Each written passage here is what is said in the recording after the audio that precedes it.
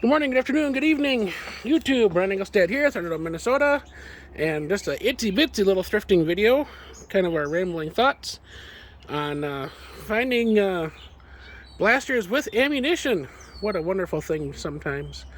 So we're out in the back porch. You can hear all the wildlife around us, enjoying our unsweetened iced tea. That's right, homely, unsweetened iced tea.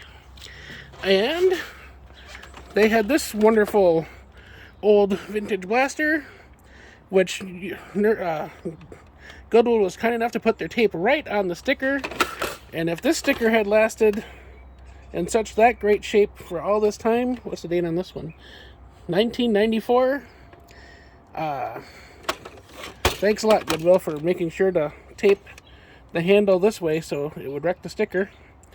And not only that, the handle had been broken off, the green part had been broken off completely, and I had to find it separate. And I was thinking about buying it anyway because it had 8, for sure, reactor balls in it, and a 9th one we think is rolling around still in the van as we were trying to fire it to unload it. But I bought it as much for the ammunition as for to have in the collection.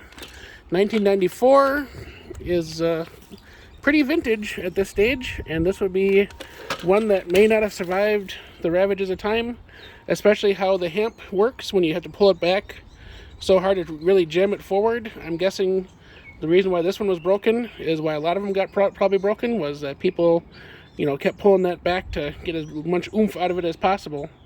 And we're also thinking on the way over here that this might be something that Nerf might want to revisit as a 5-shot shotgun rival. Make these tubes smaller and keep the same plunger size probably, and do a 5-shot shotgun for rival. That'd be all right. And then do 10 barrels or something. So that's that blaster.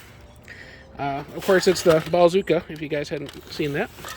I got them to throw in a 7-round rival mag that was sitting there. There was no Apollo or any other rival blaster there. It was just in the bin, so they threw that in.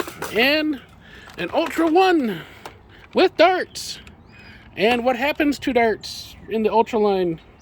They even had more of these poor mangled darts in the bin. I only grabbed the few that were easy to get, and I was thinking that in this case, this was better off in my hands than ruining someone else's perception of Nerf by leaving it out in the wild. So we'll end up doing something with it, I'm sure. Not sure what, but it was cheap enough to experiment with on. So maybe it's just one of those things that it's better in my hands than out in the world. Or I'm just, what is that, passive aggressive enough towards myself that I want to heap this burden on my shoulders. So it was fun to find it with the ammunition, but if it had been left at Goodwill, I'm sure the ammunition would have been lost to the